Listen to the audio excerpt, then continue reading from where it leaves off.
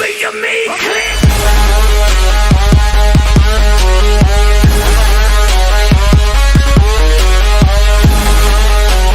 Assalamu alaikum guys, this is Samiullah Malik back again with a new topic which is known as drift velocity. I mean relation between current and drift velocity.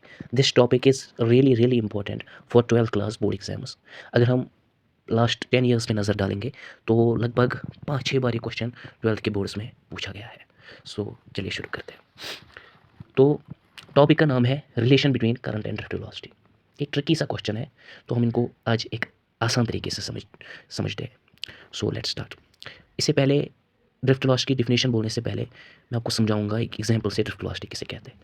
For example अगर कोई इंसान घर से निकलता है और उसके पीछे कोई जानवर होता है, फॉर एग्जांपल कुत्ता उसके पीछे होता है, तो वो दौड़ता है, वो बहुत तेज़ दौड़ता है, वो आगे पीछे नहीं देखता. तो अगर वो आगे किसी से टकरा भी जाए, किसी चीज़ से टकरा जाए, उसका टक्कर हो जाए किसी चीज़ से, वो फिर भी दौड़ता रहेगा. हाँ, क्योंकि उसको पता है कि जान पे बनी हुई है. तो लेकिन उसकी थोड़ा स्पीड जो है वो कम हो जाएगी.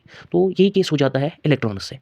जो इलेक्ट्रॉन कंडक्टर के अंदर होते हैं, कंडक्टर के अंदर बैठे हुए होते हैं, जब हम उन पे पोटेंशियल अप्लाई करते हैं तो इलेक्ट्रॉन रन करते हैं पॉजिटिव टर्मिनल की तरफ. ये हम ऐसा कह सकते हैं कि अगर फील्ड की तरफ जाएंगे, फील्ड की डायरेक्शन की तरफ जाएंगे तो पॉजिटिव जाएंगे, और अगर अपोजिट टू द फील्ड जाएंगे तो नेगेटिव जाते हैं.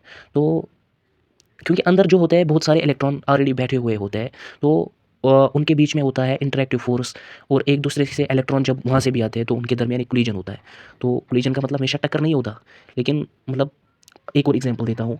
जब हम घर से बाहर निकलते हैं तो अगर हमें कोई आदमी ऐसा मिल जाए, हमें दूर से दिख जाए, जिसको हमने कुछ पैसे लिए हो, तो हम जल्दी अपना रास्ता चेंज कर देते हैं इससे पहले वो हमें देखे, ताकि हमें पता होता है कि हम इसके पैसे नहीं दे सकते इस वक्त. सो ऐसा ही केस होता है इनके दरमियान. तो जब एक इलेक्ट्रॉन टकरा जाता है तो उसकी स्पीड ग्रेजुअली चेंज हो जाती है. तो अब एक ही स्पीड के साथ वो नहीं जाता है, तो वही स्पीड करेक्ट मतलब कैलकुलेट करने के लिए हमें एवरेज स्पीड निकालनी पड़ती है. तो उसी एवरेज स्पीड को हम कहते हैं ड्रिफ्ट वेलोसिटी. ठीक. अब जब मैं इसकी डेफिनेशन बोलूँगा तो आपको ये इजीली अंडरस्टैंड हो जाएगा. तो इसकी डेफिनेशन मैंने लिखी हुई है ऑलरेडी यहाँ पे. The average velocity with which an electron travels inside the conductor when a potential difference is applied across its terminals. जब हम इस पर पोटेंशियल डिफरेंस इसके टर्मिनल पे अप्लाई करते हैं तो जब उसकी जिस वेलोसिटी से वो जाता है उसे कहते हैं drift velocity. So let's start. अब हमें क्वेश्चन हमारा है, हमें रिलेशन निकालनी है करंट और ड्रिफ्ट वेलोसिटी के दरमियान. ठीक है. सो एक सेकंड के लिए मैं वीडियो पॉज करके इस पर एक डायग्राम बनाता हूँ जिसके ज़रिए आपको इजीली समझ हो जाएगा. सो गाइस मैंने यहाँ पे एक डायग्राम बनाई है. मैंने एक कंडक्टर लिया है, इसके साथ बैटरी जोड़ दी है और एरिया ऑफ क्रॉस सेक्शन लिया है, और जो टर्मिनल्स हैं इनके दरमियान मैंने डिस्टेंस एल माना है. सो अब हम स्टार्ट कर देते हैं. सो पहले हम यहाँ लिखेंगे, ऐसे लिखेंगे हम, number of electrons per unit volume, वो एन के बराबर है. हम मानते हैं ये एन के बराबर है, क्योंकि हमें नहीं पता तो हम एन के बराबर. अब हम पर यूनिट वॉल्यूम इसलिए लिख रहे हैं, हम यूनिट वॉल्यूम क्यों लिख रहे हैं, हम ये क्यों नहीं लिख रहे हैं कि number of electrons in A volume of a conductor, क्योंकि हमें थोड़ी पता वॉल्यूम में बहुत हो सकते हैं, तो हम कैलकुलेट नहीं कर सकते हैं 1 by 1 कितने इलेक्ट्रॉन्स हैं. सो हमें पहले यूनिट में निकालना पड़ेगा. जब हम यूनिट में निकालेंगे तो हम इजीली फिर कैलकुलेट कर सकते हैं. तो इसीलिए हम पर यूनिट वॉल्यूम लिखते हैं इधर. So volume of the conductor किसके बराबर होगा, volume of the conductor. Volume of conductor, volume किसके बराबर होता है according to formula, area into length. So area of cross section इधर है. सो अगर हम इसको ए और एल को मल्टीप्लाई करेंगे आपस में, for example according to the definition, so A L बन जाएगा इसका volume. I hope you are understanding. A L volume of the conductor. So अगर हम इसमें इलेक्ट्रॉन्स जानेंगे, टोटल नंबर ऑफ इलेक्ट्रॉन्स कितने हैं इसमें, total number of electrons inside the conductor.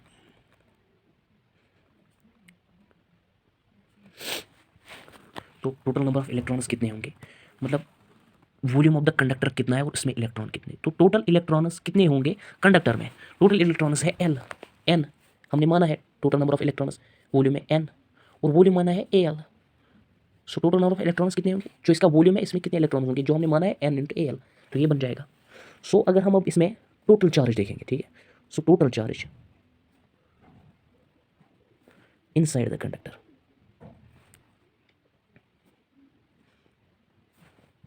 Total charge inside the conductor. अब हम टोटल चार्ज देखेंगे इसमें. सो देखिए इधर, तो अगर हम एक मतलब इलेक्ट्रॉन पे चार्ज देखेंगे तो ई होगा। सो लेकिन हमें टोटल चार्ज लिखाना है, तो हमने total number of electrons NaL लिखे हैं। NaL एक पे ई होता है, तो अगर इतने हैं तो इसको मल्टीपल करेंगे ई से, तो NaLe बनेगा total charge inside the conductor. अगर हम मानेंगे जो इलेक्ट्रॉन्स है जब तक ये आई डिस्टेंस कवर करेंगे, सो ये टाइम टी लगाएंगे, कितना टी। हम फॉर एग्जांपल एज्यूम कर देंगे, मैं इधर लिखता हूँ let T be the time taken by electrons to cover I distance for example, then right, फिर टी किसके बराबर होगा, डिस्टेंस बाय स्पीड, ठीक। लेकिन हमें यहाँ पे एवरेज स्पीड निकालनी है, ठीक है।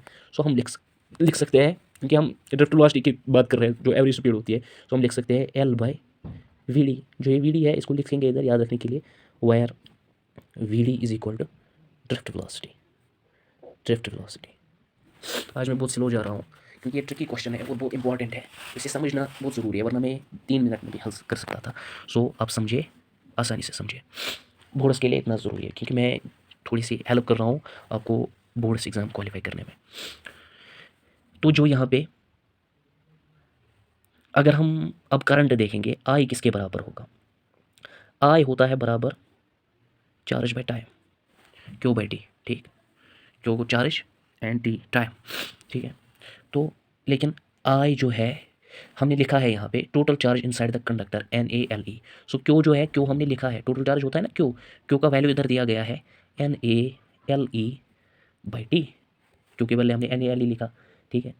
सो हम ऐसे भी लिख सकते हैं, I is equal to NaE, ई और L बाई टी जो है इसको साइड में रखेंगे, L बाई टी, ठीक है, NaE L बाई टी। तो अब ध्यान रखिए इधर, पहले मैं आपको एक चीज़ बताऊंगा, इधर यहाँ हमने लिखा T is equal to L by V D. अगर हम इस टी को इधर लाते हैं, सो वी डी को इधर लाते हैं, वी डी बनेगा बराबर, वी डी को इधर लाते हैं तो ये बनेगा L बाई टी बनेगा, ठीक है। वी डी हमने इधर रिप्लेस किया तो इधर L बाई टी बनेगा। अब देखिए इधर हम कहाँ पहुँच गए थे, हमने लिखा था आई का value NaE L by T, तो आई बनेगा बराबर NaE L बाई टी का अभी मैंने निकाला, इधर L बाई टी होता है वी डी के बराबर, सो NaE वी डी, बस ख़त्म, that's it. So it's too easy. I hope you are understanding me. So that's it for today. I hope you will like the video. Thank you very much. Bye bye. God bless you all.